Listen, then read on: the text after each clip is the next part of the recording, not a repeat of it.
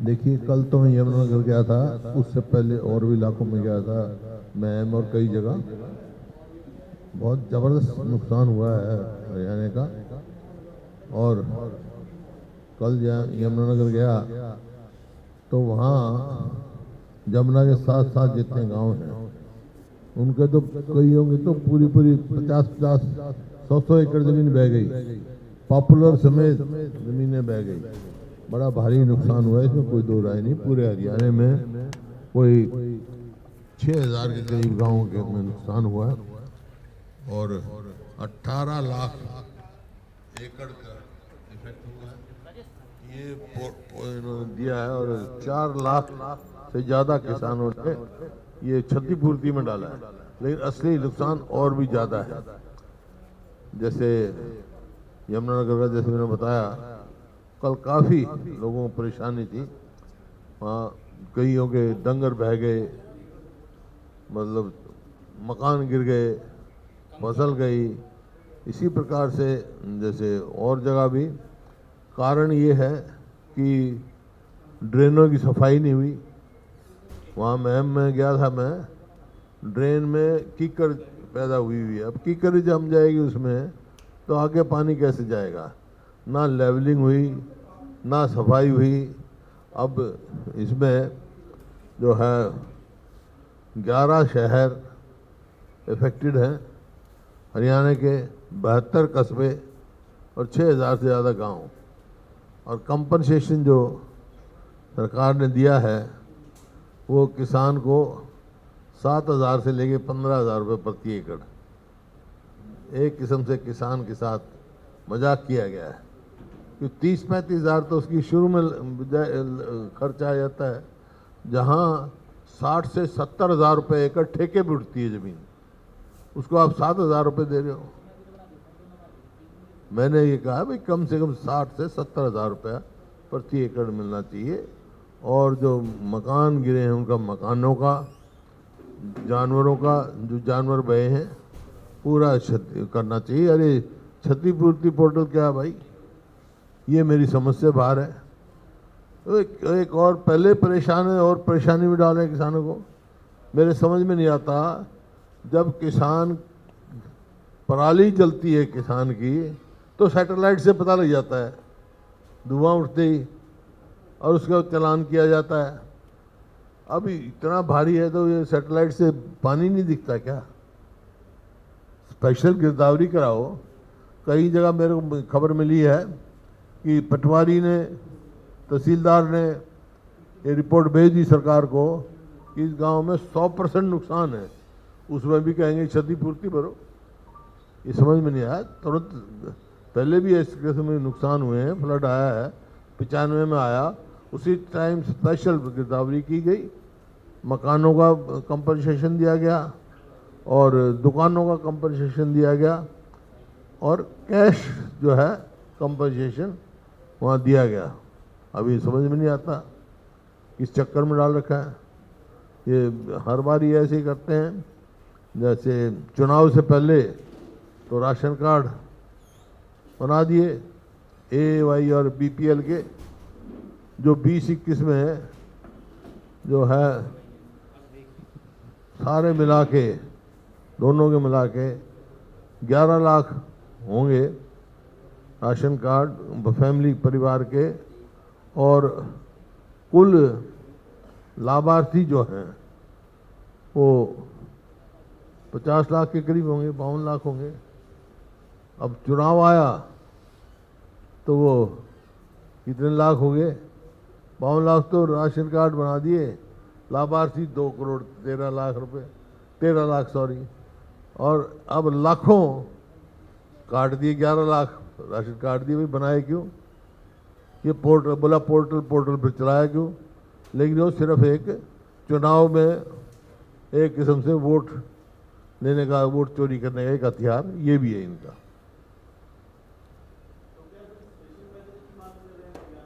बिल्कुल। देखे, अब प्रधानमंत्री ने पंजाब गए, हिमाचल गए, उत्तराखंड को दे दिया, यहाँ कुछ भी नहीं दिया। ये किसकी कमज़ोरी है? ये हरियाणा सरकार की कमज़ोरी है। प्रधानमंत्री जी को और कृषि मंत्री जी को यहाँ आना चाहिए था।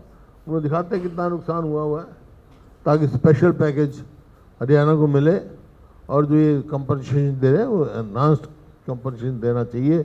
ये एक किस्म से मजाक नहीं करना चाहिए किसानों। बिल्कुल बिल्कुल। आज जब आप देख रहे हो 18 लाख एकड़ ज़मीन जब क्लेम क्षतिपूर्ति में आ गए, 4 लाख किसान, तो इससे फालतू गया। 6,000 से ऊपर गांव में हुआ है, 72 कस्बे में है, 11 शहरों में है।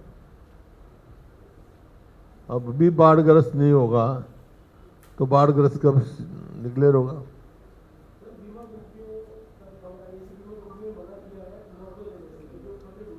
देखिए, बीमा कंपनियों का, ये जो कंपनियां हैं प्राइवेट कंपनी है।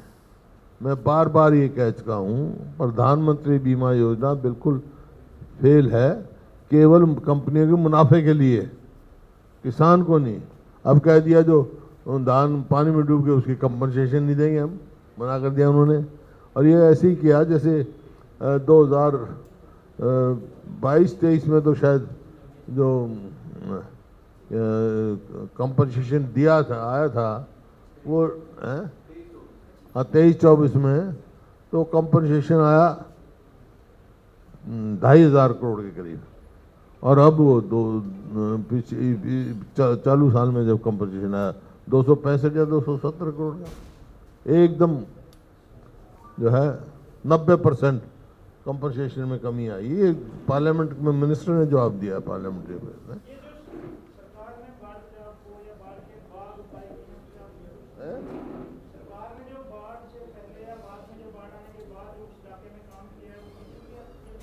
पहले जो करना चाहिए था नहीं किया, और अब बाद में सुस्त काम किया है। अब पहले करना चाहिए था अगर इलीगल माइनिंग रोक देखते तो ये यमुना साइड के साथ ही नहीं आता, और अंदर जो पानी है वो ड्रेन पहले साफ कर देते और सब सीवरेज शहरों का साफ कर देते तो नहीं होता। लेकिन कोई कदम नहीं उठाए गए। यहाँ तक कि इस सरकार ने, मौजूदा सरकार ने सदा जो है बारिश के मौसम से पहले फ्लड कंट्रोल की मीटिंग होती है, अब को फ्लड कंट्रोल की मीटिंग नहीं करी तो क्या क्या कदम उठाएंगे भाई?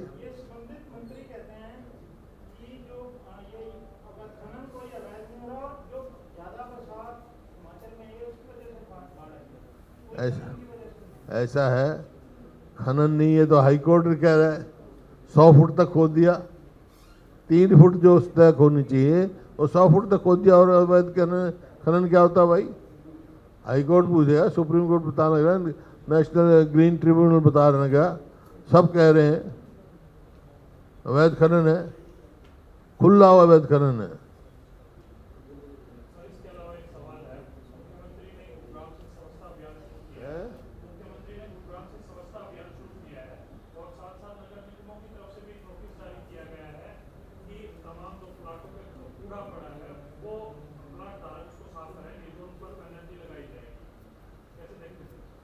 ये देख रहे हैं 11 साल के बाद इनको दिखा है कि अब हरियाणा जो है स्वच्छ नहीं है, 11 साल के बाद नज़र आया। और जो प्लॉटों की बात कह रहे हो, मतलब अब ऐसा स्थिति कर दी है कि जो ये हुड्डा का नाम बदल के क्या कर दिया है, HSBP, वो प्रॉपर्टी डीलर बने, खुद प्रॉपर्टी डीलर बन रहे हैं, समझ से बाहर है। गरीब आदमी तो वैसे ही पहले बाहर कर दिया। ये जो बना था हुड्डा, पहले बना था वो नो प्रॉफिट नो लॉस पे के लिए बना था, और इसलिए बना था कि मिडिल क्लास को, गरीब आदमी को उचित रेट पे प्लॉट मिल जाए और फिर इलीगल कॉलोनाइजेशन ना हो। ये अब ये मुनाफाखोरी में चले, मतलब लॉटरी से निकालते थे, वो सिस्टम ही बंद कर दिया। ऑक्शन करते हैं, ऑक्शन सिर्फ प्रॉपर्टी डीलर लेते हैं, वो भी अगर 40 प्लॉट हैं, 7 की एक बार करेंगे, 8 की एक बार करेंगे, 5 की एक बार करेंगे, ताकि वो नंबर ना पड़े, ऑक्शन के लिए। और वो इतने महंगे दे रहे हैं अभी बैठे थे पंचकुला का, वो बता रहा था जी 200 गज का जो 25,000 रुपये कभी लिया था प्लॉट, वो 4.5 करोड़ का है।